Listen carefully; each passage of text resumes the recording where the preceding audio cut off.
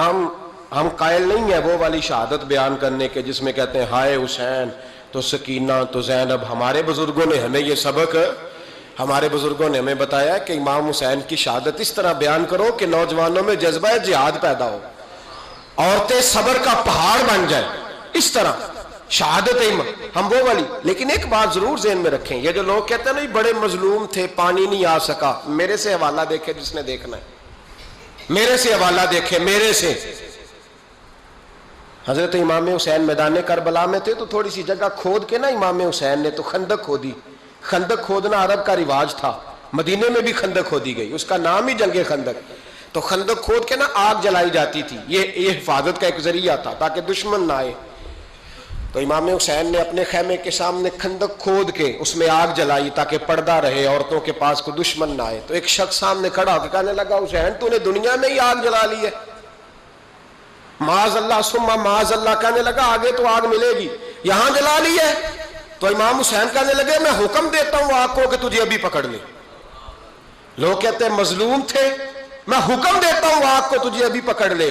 یہ لفظ امام حسین نے کہے. میں 3 کتابیں تو میری لائبریری میں ابھی ہیں جن میں حوالہ ہے, 3 کتب سے, اور آج کل پرسوں کی کتاب نہیں, سینکڑوں سال پرانی. جب کہا نا میں حکم دیتا ہوں تو وہ آدمی گھوڑے سے نیچے گرا, گھوڑے سے نیچے گرا, اور گھوڑے کی رکاب کے اندر اس کا پیر الجھا. گھوڑا ڈر کے اتنا دوڑا کہ جا کے اس آدمی کو آگ میں پھینک دیا. امام حسین کے سامنے جل کے مر گیا. یہ حسین ابن علی ہے. یہ ابھی حکم دیتے تو فرشتے ابھی آ جاتے, یہ ابھی بات کرتے تو ساری دنیا کی فوجیں ابھی اکٹھی ہو جاتی, یہ ابھی حکم دیتے تو ابھی آ جاتے. اور سنو, اگر جناب اسماعیل کے لیے دمبا آ سکتا ہے تو وہ تو حضرت ابراہیم کے بیٹے تھے, اور یہ تو مصطفیٰ کی اولاد ہے, ان کے لیے کیا کچھ نہیں ہو سکتا. لیکن امام حسین نے پسند کیا تھا کربلا کے جہاد کو, اس کو پسند کیا تھا مولا علی نے, وہ اپنی پسند پہ تھے. کوئی آدمی اس طرح نہ بیان کرے کہ بڑے مظلوم تھے تو بڑی مشکل میں تھے تو بڑا روتے تھے بڑے, اور کوئی شخص ایسی بات. یہاں تو تماشا لگ گیا ہے, تماشا لگ گیا ہے. ایک وہ ہے جو آج کل کہہ رہے ہیں بس جی وہ تو 2 شہزادوں کی جنگ تھی, انہیں بھی شرم نہیں آتی, اور ایک ممبروں پہ چڑھے ہوئے ہیں, چہرے پہ داڑھی کوئی نہیں, سر پہ ٹوپی کوئی نہیں, بازاری سا انداز ہے, کبھی دوڑ کے ادھر جاتے ہیں, کبھی بھاگتے ہیں, کبھی کہتے ہیں اونچا بولنا, پیروں پہ کھڑا ہونا. یہ لوگ بیان کریں گے امام حسین کی بات, یہ لوگ بیان کریں. بیبیوں کے مصائب پڑھ رہا ہوں, وہ اور بیبیاں ہوتی ہیں جو ہائے ہائے کرتی ہیں, واہ بیلا کرتی ہیں. یہ میرے نبی کا خاندان ہے, یہ میرے نبی کا خاندان ہے, نبی کا خاندان. میں حوالہ دکھاؤں گا, مجھ سے سنو حوالہ. حضرت سیدہ زینب نے سارے جنازے دیکھے, بھتیجوں کو, بھانجوں کو, سب کو شہید ہوتے دیکھا. عورتیں ڈرتی میت کو ہاتھ نہیں لگاتی, چیختی ہیں بیبیاں. لیکن حضرت جناب زینب نے پتہ کیا دیکھا تھا, وہ سننا ذرا. امام حسین کی لاش مبارک کربلا میں پڑی تھی, اور امام حسین کا سر کاٹ کے نیزے پہ چڑھایا گیا تھا, اور وہ بیبیوں کے سامنے خالی سر چل رہا تھا, اور سینکڑوں میل کا سفر کر کے دمشق کے بازاروں سے گزرتا وہ سر گیا. آج میں سر کی بات نہیں کرتا, سر کی. آپ مرد ہیں, جوان ہیں سارے, یہاں کسی کا کٹا ہوا ہاتھ پھینک دیا جائے نا, ہاتھ تو لوگ چیخے مار کے دوڑ جائیں گے. بلکہ ہاتھ تو دور رہا, کسی کی انگلی کاٹ کے یہاں پھینکی جائے تو لوگ چیخے مار کے مرد دوڑ جائیں گے. لیکن کٹا ہوا سر دیکھا, لاشیں دیکھے. یزید کا دربار آیا, بی بی صاحبہ کو نا ایسے عورتوں نے اپنے حالے میں لیا ہے. سیدہ زینب وہاں بیٹھ گئیں.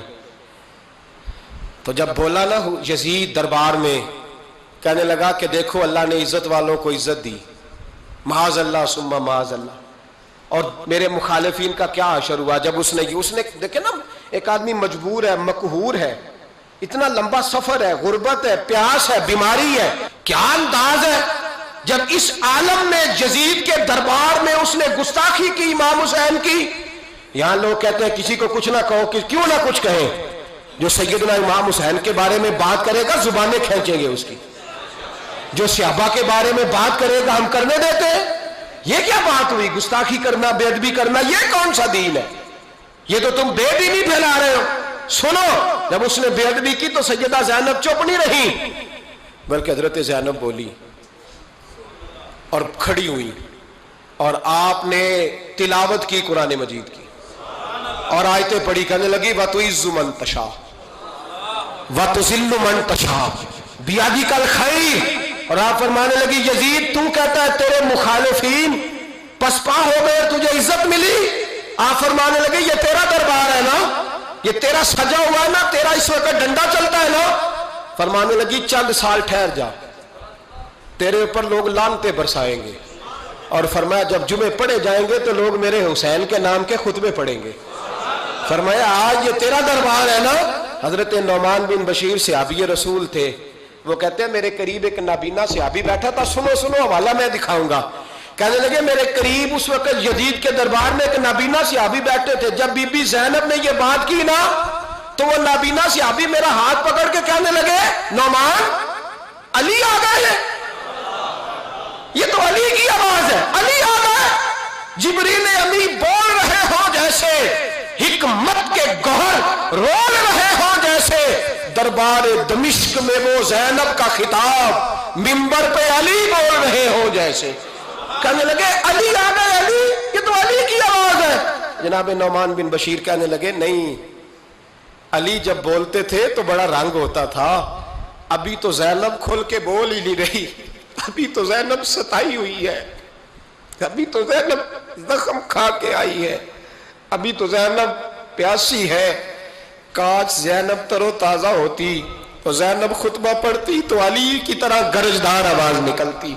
یزید کے محل کانپتے، جبریل امی بول رہے ہوں جیسے، حکمت کے گوہر رول رہے ہوں جیسے، دربار دمشق میں بی بی زینب کا خطاب منبر پہ علی بول رہے ہوں جیسے۔ وہ مسکینوں کی طرح منتیں نہیں کر رہے تھے، ہائے پانی ان کا مزاج ہی نہیں تھا، بلکہ وہ دلیر لوگ تھے، دلیر، اور بر موقع بر محل بولتے تھے۔ یزید آیا دربار میں، جب یہ سارا قافلہ وہاں پہنچا تو یزید دربار میں آیا، اور جب وہ دربار میں آیا تو بادشاہوں کا طریقہ ہے، گاڑیاں، اب ہمارے بادشاہوں نے روٹر والی گاڑیاں رکھی ہوئی ہیں، وہ یوں چلتی ہیں، شور ہوتا ہے پیچھے۔ اس زمانے میں کہا جاتا تھا با دبا ملاحظہ ہوشیار، پیچھے ہٹ جاؤ، نعرے لگنے لگے۔ تو یزید کا ایک ناخلف بیٹا امام زین العابدین سے کہنے لگا تیرا باپ کہاں ہے؟ دیکھ یہ میرے باپ دادا کے نعرے، دیکھ میرے باپ کے نعرے، تیرے کدھر ہے؟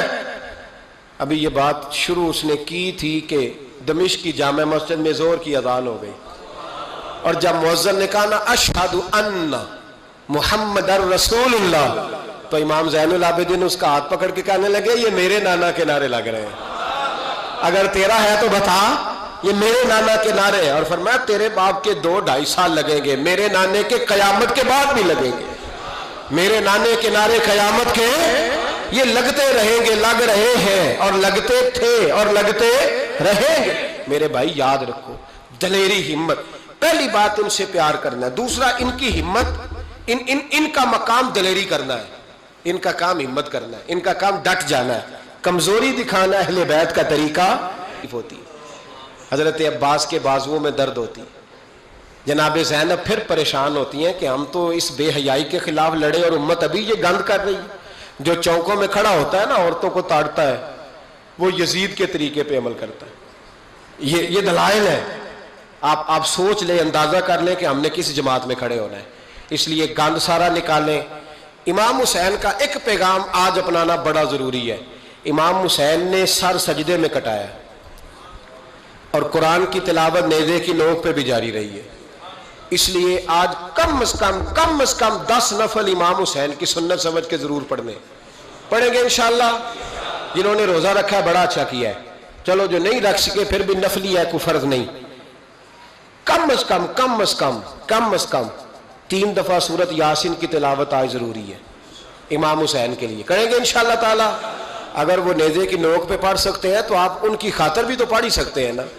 تو بہت ضروری کام آج نفل پڑھنا ہے، اور بہت ضروری کام آج قرآن پاک کی تلاوت کرنا، کریں گے انشاءاللہ تعالی۔